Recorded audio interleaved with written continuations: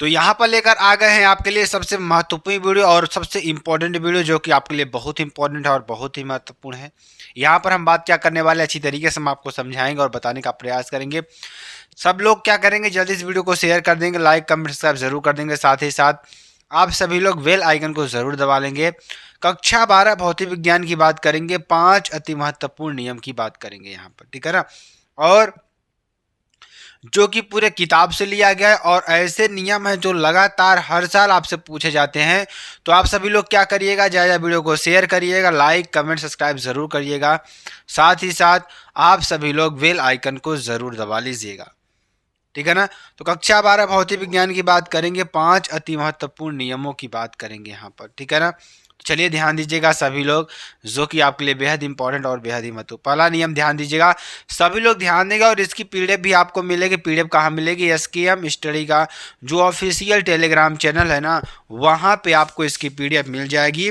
तो सभी लोग पीडीएफ को भी डाउनलोड कर लीजिएगा और अच्छी तरीके से अपनी पढ़ाई को जारी रखिएगा, ठीक है ना। यहाँ पर बात करेंगे, क्वेश्चन क्या कर रहा है, क्वेश्चन कर रहा है एक समान वैद्युत क्षेत्र में, क्या कर रहा है, एक समान वैद्युत क्षेत्र में स्थित वैद्युत द्विध्रुव पर लगने वाले बलयुग्म के आघूर्ण के लिए व्यंजक प्राप्त कीजिए। क्या कर रहा है, एक समान वैद्युत क्षेत्र में स्थित वैद्युत द्विध्रुव पर, क्या स्थित वैद्युत द्विध्रुव पर लगने वाला जो बलयुग्म के आघूर्ण के लिए व्यंजक आपको प्राप्त करना है, ठीक है ना।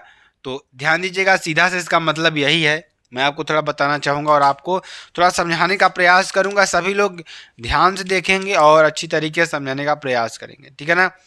तो मान लीजिए कोई हमारे पास एक समान वैद्युत क्षेत्र है, क्या है, वैद्युत क्षेत्र को जो है ना एक समान है, मतलब वहाँ पर क्या है, जो वैद्युत क्षेत्र रेखाएं एक समान सभी जगह क्या है, बराबर है। देखिए जैसे मान लीजिए यहाँ पर हम किसी वैद्युत क्षेत्र को बना रहे हैं, तो ये क्या है, सभी जगह हमारा वैद्युत क्षेत्र क्या है, समान है। क्या है, समान आपको दिखेगा, ठीक है ना।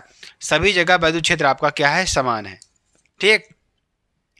तो उसी में क्या कर रहा है, वैद्युत द्विध्रुव पर लगने वाला जो बलयुग्म के आघूर्ण के लिए व्यंजक आपको प्राप्त करना है, ठीक है ना। तो ध्यान दीजिएगा, चलिए इसको समझते हैं और अच्छी तरीके से आपको हम बताने का प्रयास करेंगे। ध्यान दीजिएगा, यहाँ पर कह रहा है यदि किसी वैद्युत द्विध्रुव को, क्या कर रहा है, यदि किसी वैद्युत द्विध्रुव को एक समान वैद्युत क्षेत्र में रख दें, क्या कर रहा है, यदि किसी वैद्युत द्विध्रुव को एक समान वैद्युत क्षेत्र में रख दें तो माइनस क्यू पर बल माइनस क्यू ई, अगर हम ध्यान दीजिएगा अभी आपको फिगर भी दिखाएंगे, अच्छी तरीके से समझा देंगे और अच्छी तरीके बताएंगे भी देंगे।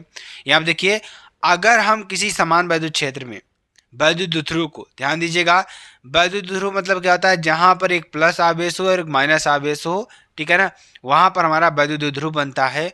तो कह रहा है कि उसमें कि समान वैद्युत क्षेत्र में माइनस क्यू पर बल माइनस क्यू ई, जो उस पर बल लगेगा, माइनस क्यू पर जो बल लगेगा माइनस क्यू ई, तथा प्लस क्यू पर जो बल लगेगा वो प्लस क्यू ई बराबर व विपरीत दिशा में लगते हैं। किस में लगते हैं, बराबर और विपरीत दिशा में लगते हैं, जिससे यह बलयुग्म बना लेता है। क्या बना लेता है, यह बलयुग्म बना लेता है, यह बलयुग्म बना लेता है। यह बलयुग्म वैद्युत द्विध्रुव को क्षेत्र की दिशा में घुमाने का प्रयत्न करता है। क्या करता है, जो यह बलयुग्म है वह वैद्युत द्विध्रुव को क्षेत्र की दिशा में घुमाने का प्रयत्न करता है। इसे ही हम क्या कहेंगे, प्रत्यानयन बलयुग्म कहते हैं। क्या कहते हैं, प्रत्यानयन बलयुग्म कहते हैं।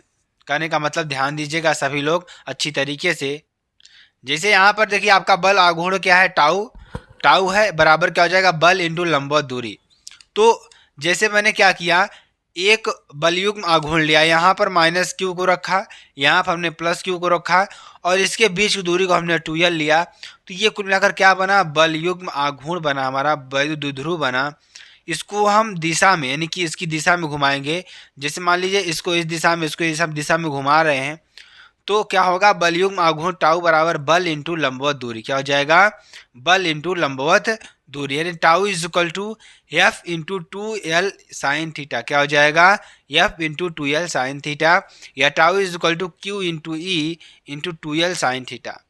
कहने का मतलब ध्यान दीजिएगा, यहाँ पर ऐसे लंबवत अगर हम लेंगे तो क्या आ जाएगा, यहाँ पर क्षैतिज दिशा में अगर हम लेते हैं, ठीक, तो अगर हम लंबवत लेंगे तो हमेशा साइन आएगा, अगर हम क्षैतिज लेंगे तो हमेशा कॉस आएगा, ठीक है ना। क्योंकि आप जानते हैं, ध्यान दीजिएगा, लाल बटे कक्का, क्या जानते हैं, लाल बटे कक्का लेंगे। अब हमारा देखिए ये बेस हो जाएगा जो कि क्षैतिज होगा, और लंब बटे कर्ण क्या होता है, साइन होता है। आधार बटे क्या होता है, कास होता है। ठीक, तो आप सभी को समझ में आ रहा है ना, अगर क्षैतिज लेंगे तो क्या बनेगा और लंबवत लेंगे तो क्या बनेगा, समझ में आ रहा है, ये चीज समझ में आ गई होगी आपको।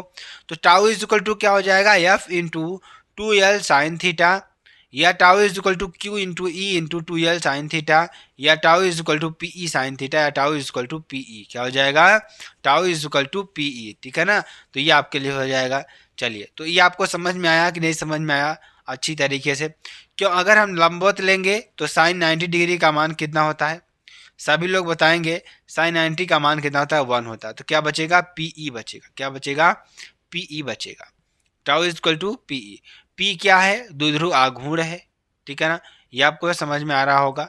ठीक, तो चलिए आगे आपको बताते हैं। अगला देखिए, अगला जो टॉपिक हमारा होगा क्या होगा, व्हीट स्टोन सेतु का सिद्धांत समझाइए। देखिए, बहुत ही इंपॉर्टेंट टॉपिक और बहुत बार पूछा गया टॉपिक है। ठीक है ना, तो बहुत बार पूछा गया टॉपिक आपके लिए है, व्हीट स्टोन सेतु का सिद्धांत समझाएंगे आप। क्या बताएंगे, व्हीट स्टोन सेतु का सिद्धांत क्या होता है, ये आपको बताना है। ठीक है ना, तो चलिए इसको समझते हैं, ध्यान दीजिएगा। चित्र के अनुसार 4 प्रतिरोध पी क्यू आर एस। ठीक, अभी आपको फिगर भी दिखाएंगे जिसमें आपको समझाएंगे वहां पर पी क्यू आर एस क्या है। ठीक है ना, तो चित्र के अनुसार 4 प्रतिरोध पी क्यू आर एस तथा पी क्यू आर तथा एस एक चतुर्भुज ए बी सी डी की 4 भुजाओं में जोड़े जाते हैं। किसमें, ए बी सी डी की 4 भुजाओं में जोड़े जाते हैं। विकर्ण बी डी में धारामापी तथा विकर्ण ए सी में एक सेल लगा होता है। ध्यान दीजिएगा, विकर्ण बीडी में एक धारामापी लगा होगा तथा विकर्ण एसी में एक सेल लगा होगा। चलिए मैं आपको फिगर दिखाता हूँ थोड़ा, यहाँ पे आप फिगर देख लीजिए, ये फिगर है आपके लिए, कर रहा है, ध्यान दीजिएगा। आपके पास क्या कर रहा है, पी क्यू आर एस एक चतुर्भुज ए बी सी डी, 4 प्रतिरोध हैं आपका, पी क्यू आर एस 4 प्रतिरोध आपको दिख गए। और चतुर्भुज ए बी सी डी की 4 भुजाओं में, चतुर्भुज जो है ए बी सी डी, ये जो 4 भुजाएं हैं इन भुजाओं में जोड़े जाते हैं। ठीक, विकर्ण बीडी में, जो विकर्ण हमारा बीडी है, ये हमारा मान लीजिए विकर्ण है, बीडी में धारामापी तथा विकर्ण एसी में, विकर्ण क्या है, एसी हमारा कहाँ पर है, यहाँ पर एसी में एक सेल लगा होता है। हालांकि इसमें सेल दिखाया नहीं गया लेकिन एक सेल लगा होगा। ठीक, तो विकर्ण एसी का मतलब यहाँ आप देखिए, ये आपका पूरा बन रहा है ना, तो यहाँ पर एक सेल लगा हुआ है, दिख रहा है ना आपको। तो अब देखिए किरचॉफ के नियम के अनुसार, ठीक, तो आप सभी लोग बताएंगे आपके लिए नियम है, तो किरचॉफ का इसमें कौन सा नियम लगा, किरचॉफ का वोल्टेज लॉ लग रहा है या किरचॉफ का करंट लॉ लग रहा है, तो आप सभी को बताना है कि इसमें कौन सा नियम लग रहा है। तो इसमें मैं बताना चाहूँगा आपका, इसमें आपको लग रहा है किरचॉफ का वोल्टेज नियम। ठीक है ना, तो यहाँ पर देखिए आई वन इंटू पी यानी कि धारा और प्रतिरोध का गुणनफल, यानी कि A B D A B D A, इसमें हम देखेंगे चतुर्भुज ए बी डी ए। ठीक है ना, तो आई वन इंटू पी क्या हो जाएगा, आई वन इंटू पी। ठीक, इधर आएंगे तो कुछ मिलेगा ही नहीं, फिर देखिए धारा के विपरीत जाएंगे तो माइनस मिलेगा, minus I two into R बराबर, यहाँ पर कोई आपको सेल दिखेगा नहीं, इसलिए क्या हो जाएगा, 0 हो जाएगा। तो समझ में आया इतनी चीज़ें, तो समझ में आपको आ गई होंगी।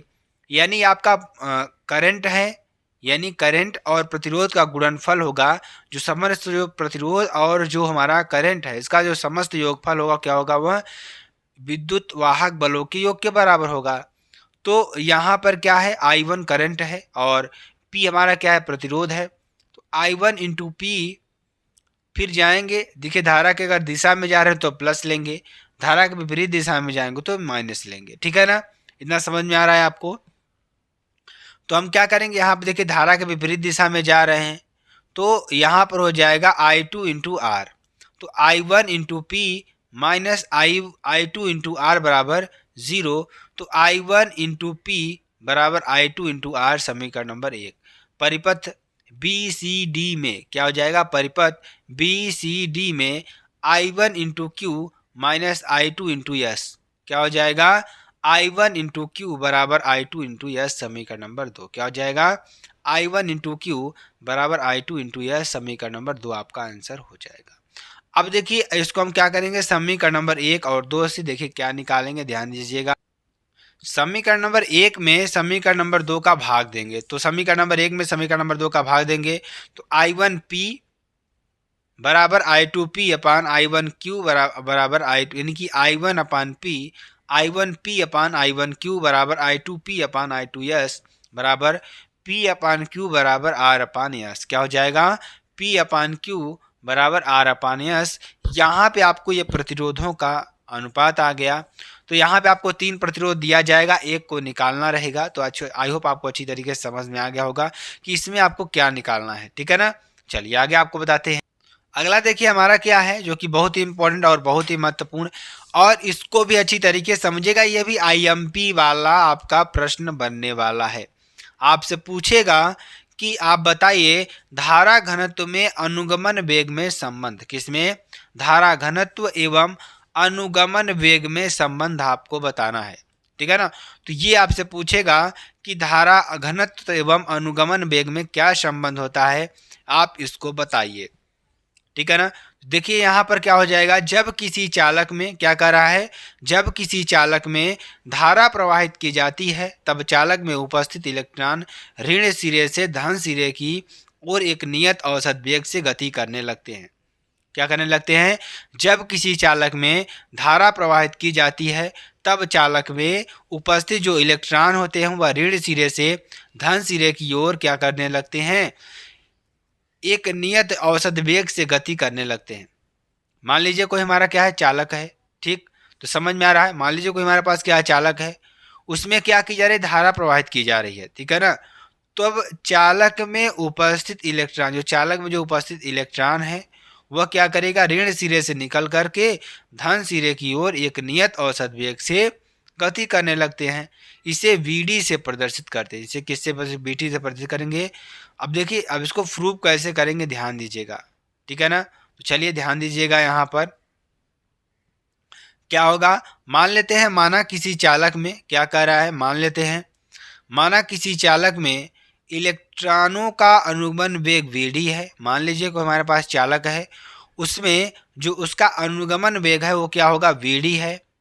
तो ध्यान दीजिएगा, तो चालक के परिच्छेद ए से, मान लीजिए चालक के परिच्छेद ए से जो प्रवाहित धारा होगी वो क्या होगी, ध्यान दीजिएगा, I is equal to N E A V D. क्या हो जाएगा, I is equal to N E V A D, यानी कि N E A V D क्या हो जाएगा, N E A V D आपका हो जाएगा। अगर इसमें देखा जाए जहां n क्या होगा, n तथा e क्रमशः एकांक आयतन में स्वतंत्र इलेक्ट्रॉनों की संख्या, इसमें क्या है, जो n है तथा e है वो क्या है, क्रमशः एकांक आयतन में क्या है, स्वतंत्र इलेक्ट्रॉनों की संख्या तथा e इलेक्ट्रॉन पर आवेश है।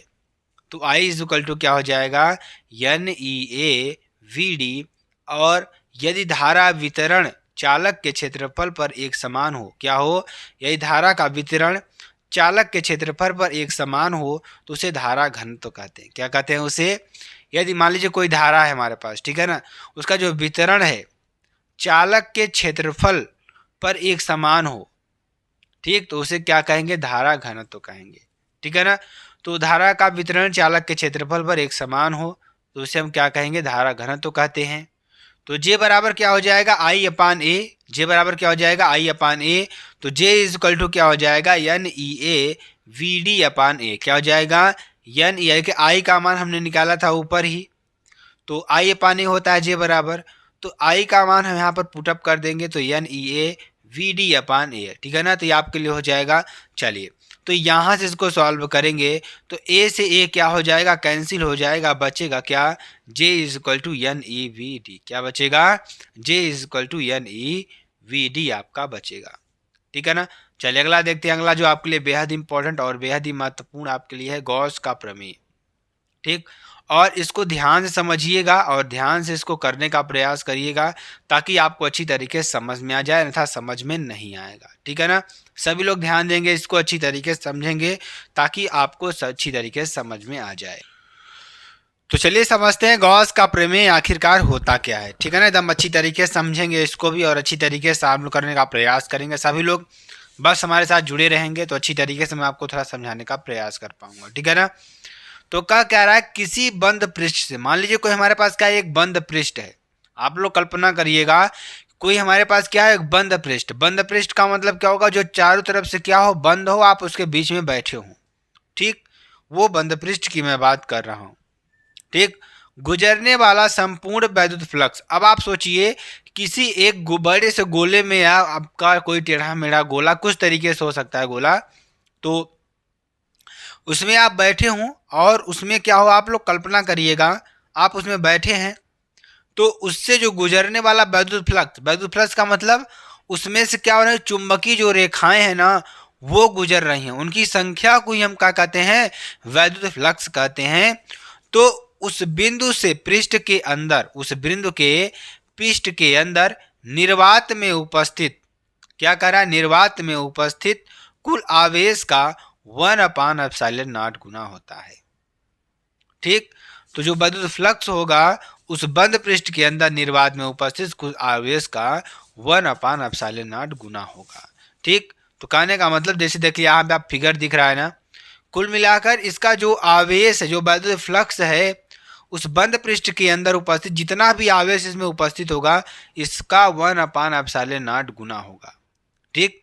कुल मिलाकर बात यहीं पर खत्म होती है। तो कहने का मतलब फाई ई बराबर क्या हो जाएगा, Q/ε0। यही हमारे गॉस जी का नियम है। तो ये बहुत ही इंपॉर्टेंट है और बहुत ही महत्वपूर्ण है, ठीक है ना। तो गणितीय व्याख्या की बात करेंगे, गणितीय व्याख्या इसको कैसे करेंगे तो ध्यान दीजिएगा और अच्छी तरीके से समझने का प्रयास करते हैं। माना कोई बिंदु आवेश, मान लेते हैं कोई बिंदु आवेश है Q किसी गोले के केंद्र O पर रखा है। मान लीजिए कोई हमारे पास क्या है, आवेश है, ये हमारा पास +Q आवेश है, ठीक।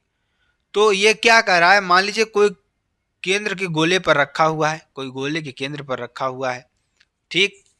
तो गोले की त्रिज्या क्या है, R है, जो गोले की त्रिज्या है वो क्या है, R है। तब गोले के पृष्ठ पर बिंदु P पर तीव्रता, अब देखिए क्या कर रहा है, मान लेते हैं इसकी त्रिज्या क्या है, R है। तो बिंदु P पर, मान लीजिए P बिंदु यहाँ है हमारा, इस बिंदु P पर क्या करना है, P पर तीव्रता यानी कि E बराबर क्या हो जाएगा, 1/4πε0 इंटू Q/r², समीकरण नंबर 1, आपका समीकरण नंबर 1 हो जाएगा ये, यानी 1/4πε0 Q/r², समीकरण नंबर 1 आपका हो जाएगा, ठीक है ना। तो क्या हो जाएगा, बंद पृष्ठ पर एक अल्पांश ds की कल्पना करते हैं। मान लीजिए कि हमारा क्या एक बंद पृष्ठ है, इसमें एक अल्पांश हम ds की कल्पना करेंगे, मतलब एक अल्पांश सरफेस की कल्पना। मान लीजिए जो सरफेस आपको दिख रहा है ना, ये मान लीजिए क्या है, आपका सरफेस दिख रहा है, तो ये एक अल्पांश सरफेस आपके लिए होगा, बहुत छोटा सा सरफेस होगा, ठीक। करते हैं जिससे गुजरने वाला वैद्युत फ्लक्स क्या होगा, d फाई ई बराबर vector E dot vector ds, ठीक। ये आपके लिए हो जाएगा। तो इस फिगर को आप कहीं पर बना लीजिए अच्छी तरीके से या समझ लीजिए अच्छी तरीके से, ठीक है ना। अब देखिए क्या कर रहा है, d फाई ई बराबर ई डॉस कॉस थीटा, क्योंकि हम क्षैतिज लेते हैं तो क्या लेंगे, हम कॉस थीटा लेंगे, या कॉस 0 अंश का मान, अगर क्षैतिज लेंगे तो कॉस 0 अंश जाएगा, लंबवत लेंगे 90 डिग्री जाएगा। तो कॉस 0 का मान क्या हो जाएगा, यहाँ पर कॉस 0 का मान 1 होता है, यानी d फाई ई बराबर ई डॉट ds। अब हम क्या करेंगे, दोनों पक्षों का क्या करेंगे, अब देखिए हमारे पास ये आया, मतलब यहाँ से तो 0 हो गया, ध्यान दीजिएगा यहाँ से तो 0 हो गया, लेकिन d फाई ई बराबर क्या होगा, ई डॉट ds। अब यहाँ से हमारा मेन काम शुरू होता है, दोनों पक्षों का हम क्या कर लेंगे, समाकलन कर देंगे, यानी दोनों पक्षों का हम क्या कर देंगे, जोड़ने के समाकलन करेंगे, ठीक है ना। दोनों पक्षों का समाकलन करने पर देखिए क्या हो जाएगा, यहाँ पर अगर इसका हम समाकलन करेंगे तो ध्यान दीजिएगा, closed integration d phi E बराबर closed integration 1/4πε0 Q/r² into ds, क्या हो जाएगा, Q/r² इंटू ds। अब ये कहाँ से आया जी, ये कहाँ से आया, तो आप समझिए close integral D phi E, देखिए ई क्या है, वैद्युत क्षेत्र की तीव्रता है, तो इसका मान क्या हो जाएगा, क्लोज इंटीग्रेशन, क्योंकि इंटीग्रेशन तो कर ही रहे हैं हम, तो 1/4πε0 Q/r² और ds तो है ही। तो ये देखिए पूरा कांस्टेंट होगा, ये बाहर आ जाएगा, फाई ई बराबर 1/4 क्यू अपान आर स्क्वायर। इसका इंटीग्रेशन करेंगे ds का, तो क्या हो जाएगा, ध्यान दीजिएगा यहाँ पर ये तो आपका सरफेस है, 4πr² हो जाएगा, ठीक, और क्यू अपान आर स्क्वायर, ठीक है ना, ये आपका पूरा हो जाएगा। तो ध्यान दीजिएगा यहाँ पर फाई ई बराबर देखिए 4π से 4π कैंसिल, ठीक, अब साइलेंट नॉट बचेगा आपका, आर स्क्वायर से आर स्क्वायर कैंसिल, ऊपर बचेगा क्यू, तो क्यू अपान एप्सिलॉन नॉट, ये आपका आंसर हो जाएगा। यही हमारा क्या है, गॉस का नियम है। तो आप, आई होप आपको अच्छी तरीके से समझ में आ रहा होगा, यही हमारा क्या है, गॉस का नियम है। तो समझ में आया आपको, सभी लोगों को समझ में आया कि नहीं समझ में आया? सभी लोग कमेंट करके जरूर बताएंगे जी सर मुझे समझ में आया। इसमें कुछ नहीं है, आप एक समीकरण को बनाइए, उस समीकरण से आप क्या करिए, उसका समाकलन आप तो कर ही रहे हैं मैथ में, तो समाकलन करिए और एकदम बेहतरीन तरीके से इसका आंसर आप पा जाएंगे, ठीक है ना। तो समझ में आ रहा है, आप सभी को समझ में आ जाएगा, ठीक है ना। चलिए आगे आपको बताते हैं। अगला जो हमारा देखिए, एक सिद्ध करने के लिए आता है, इसकी बीमा को सिद्ध करिए या बीमा को लिखिए, इसकी बीमा को प्रूव करिए। तो ये आपके लिए बहुत ही इंपॉर्टेंट आपके लिए वीडियो होने वाली है, ठीक है ना। तो सभी लोग क्या करेंगे, वीडियो को ज़्यादा शेयर कर देंगे, लाइक कमेंट सब जरूर कर देंगे, साथ ही साथ आप सभी लोग बेल आइकन को ज़रूर दबा लेंगे, ठीक है ना। तो वैद्युत विभव की जो परिभाषा होती है वह क्या होती है, ठीक है ना। तो वैद्युत विभव की परिभाषा दीजिए तथा इसकी बीमा लिखिए, ठीक है ना। तो ध्यान दीजिएगा यहाँ पर वैद्युत विभव क्या होता है, वैद्युत क्षेत्र में, मान लीजिए कोई हमारा क्या है, वैद्युत क्षेत्र है। आप वैद्युत क्षेत्र का मतलब समझ रहे हैं ना, अगर हमारे पास कोई इलेक्ट्रिक फील्ड हो या वैद्युत क्षेत्र हो, कहने का मतलब ध्यान दीजिएगा, वैद्युत क्षेत्र में किसी बिंदु पर वैद्युत विभव V परीक्षण आवेश प्लस Q0 को अनंत से उस बिंदु तक लाने में किया गया कार्य W तथा परीक्षण आवेश के मान की निष्पत्ति के बराबर होता है। मैं आपको बताता हूँ, थोड़ा धैर्य रखिए, अच्छी तरीके से मैं आपको बताऊंगा। मान लीजिए हमारे पास क्या है, कोई वैद्युत क्षेत्र है, ये मान लीजिए हमारे पास कोई क्या है, वैद्युत क्षेत्र है। मैं आपको थोड़ा समझाने का प्रयास करूंगा यहाँ पर, क्योंकि आप लोग थोड़ा शब्दों से नहीं समझ पाएंगे। तो ये मान लीजिए हमारे पास कोई क्या है, वैद्युत क्षेत्र है, ठीक। अब इस वैद्युत क्षेत्र में किसी बिंदु पर, मान लीजिए यहाँ पर बिंदु, हमारे पास कोई बिंदु है, इसका जो विभव है V है, और परीक्षण आवेश को, मान लीजिए कोई हमारे पास क्या है, एक परीक्षण आवेश है Q0, मान लीजिए अनंत में स्थित है, ठीक। अब इस बिंदु तक इस परीक्षण आवेश को ले आने में हमें कुछ न कुछ तो कार्य करना पड़ेगा, मान लीजिए W कार्य करना पड़ रहा है, ठीक। तो लाने में किए गए कार्य W, मान लीजिए इसको हम यहाँ से यहाँ तक ले आ रहे हैं। मान लीजिए कोई आपके पास क्या है, कोई आपके पास सामान है, आप खेत में रखा हुआ है, आप घर उसको लाना चाहते हैं, तो आप क्या करेंगे, उसको सर पर उठाएंगे, अगर सर पर उठाने लायक होगा तो। मान लीजिए कोई छोटा मोटा सामान है, जैसे मान लीजिए आपकी एक बोझ घास आपको मम्मी आपके खेत में काट दी है और आपको ले आना है घर पे। तो आपका घर क्या है, वैद्युत क्षेत्र है, वहाँ पर कोई बिंदु पर आपको रखना होगा जहाँ आपकी घास कटी जाती है, ठीक। अब घास क्या है, घास आपका क्या है, परीक्षण आवेश है कि उसको वहां तक पहुंचना है। अब इसको यहाँ से इस मशीन तक, यानी जो कूटी काटने वाली मशीन है, आप लोग ये मत लिखिएगा, तो अब मैं एग्जाम्पल तौर पर आपको समझा रहा हूँ, ठीक है ना। यहाँ तक लाने में कुछ न कुछ तो आपको कार्य करना पड़ेगा, एफर्ट लगाना पड़ेगा, सर पर लादना पड़ेगा, आपको मेहनत करनी पड़ेगी, चलना पड़ेगा, तब आ जाकर ये आएगी। तो मान लीजिए हम इसको यहाँ से यहाँ तक ले आने में कितना कार्य कर रहे हैं, W कार्य कर रहे हैं, ठीक। तो परीक्षण आवेश के मान की निष्पत्ति के बराबर होता है, मतलब ये क्या होगा, इसके मान की निष्पत्ति में दोनों का अपान होगा, यानी दोनों का, देखिए मैं इसको आगे समझाता हूँ। तो क्या हो जाएगा, अर्थात W अपान Q0, यानी कि V बराबर W अपान Q0, यही हमारा क्या है, वैद्युत विभव होता है। समझ में आया। इसके मात्रक की बात करें, इसका मात्रक जूल प्रति कूलाम होता है या वोल्ट होता है। अब जो हमारी मेन बात आती है, इसकी बीमा, इसकी बीमा को कैसे लिखेंगे या कैसे सिद्ध करेंगे या कैसे प्रूव करेंगे, ये बात आ जाती है। तो इसको अच्छी तरीके से समझते हैं और अच्छी तरीके से आपको हम बताने का प्रयास करेंगे। बीमा, तो वैद्युत विभव की बीमा क्या होती है, वोल्ट बराबर क्या होगा, जूल प्रति कूलाम। वोल्ट बराबर क्या होता है हमारे पास, हमें मालूम है वोल्ट बराबर क्या होगा, जूल प्रति कूलाम या वोल्ट, दोनों क्या है, बराबर ही हैं, क्योंकि ये दोनों वैद्युत विभव के मात्रक हैं। समझ में आया। अब देखिए जूल बराबर क्या होता है, न्यूटन इंटू मीटर। जूल बराबर क्या होता है, न्यूटन इंटू मीटर, और कूलाम बराबर क्या होता है, एम्पियर इंटू सेकेंड, क्योंकि Q बराबर IT होता है और जूल डब्ल्यू बराबर एन इंटू यानी मीटर न्यूटन मीटर, ठीक है ना, आपके लिए हो जाएगा। ठीक, तो ध्यान दीजिएगा। अब चलिए, ये आपको समझ में आया कि नहीं समझ में आया? चलिए अब देखिए यहाँ पर ध्यान दीजिएगा, यहाँ पर न्यूटन को हम क्या लिख सकते हैं, के जी इंटू मीटर, क्या लिख सकते हैं, के जी इंटू मीटर इंटू सेकेंड का स्क्वायर, क्योंकि यहाँ पर यम एल टी की पावर -2 होता है। अगर ये आपकी बात करें, यह बल का मात्रक है न्यूटन, तो क्या होता है, यम एल टी की पावर -2 यानी कि यम एल अपान टी की पावर 2, ठीक है ना। यानी यम का मान मीटर और ये यल का मान यानी कि ध्यान दीजिएगा लंबाई आपका है, ये आपका यम का मान द्रव्यमान होगा, द्रव्यमान यानी किलोग्राम, और यल का मान क्या हो जाएगा मीटर में, और टी का मान क्या हो जाएगा स्क्वायर यानी कि किग्रा मीटर इंटू सेकेंड की पावर -2 इंटू मीटर, क्या हो जाएगा इंटू मीटर, मीटर का तो मीटर ही होगा, नीचे एम्पियर इंटू सेकेंड आपका हो जाएगा, ठीक है ना। चलिए किग्रा into metre square into second की पावर -3, देखिए किग्रा आएगा, मीटर स्क्वायर आपका हो जाएगा, ये मीटर से मीटर स्क्वायर आपका हो जाएगा, ठीक है ना। और सेकेंड की पावर -1, यहाँ पर +1 है तो ऊपर जाएगा तो -1 हो जाएगा, -2 पहले से ही है तो सेकेंड की पावर -3 हो जाएगा, और एम्पियर की पावर -1, ठीक। अब देखिए इसकी बीमा को हम लिखेंगे तो बीमा बराबर क्या हो जाएगा, एम एल स्क्वायर, यानी कि एम किग्रा को ध्यान दीजिएगा, अभी आपको थोड़ा लिख कर हम बताएंगे।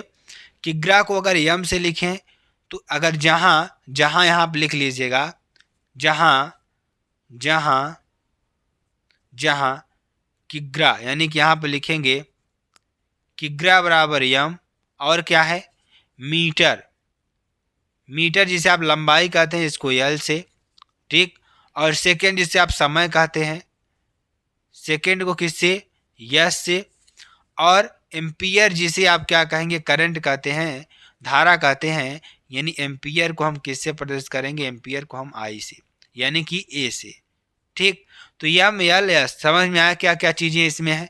तो किग्रा को यम, मीटर को यल की पावर 2, सेकेंड को टी की पावर -3, ए की पावर -1 एम्पियर। तो आपका क्या हो जाएगा, एम एल स्क्वायर टी की पावर -3 ए की पावर -1, ठीक है ना। तो ये आपके लिए 5 नियम थे मेरे प्यारे बच्चा लोग। सभी लोग क्या करेंगे, वीडियो को शेयर कर देंगे, लाइक कमेंट सब जरूर कर देंगे, साथ ही साथ सभी लोग बेल आइकन को जरूर दबा लेंगे। फिर मिलते हैं नेक्स्ट वीडियो में नए टॉपिक के साथ, तब तक के लिए मेरे प्यारे बच्चा लोग जय हिंद जय भारत।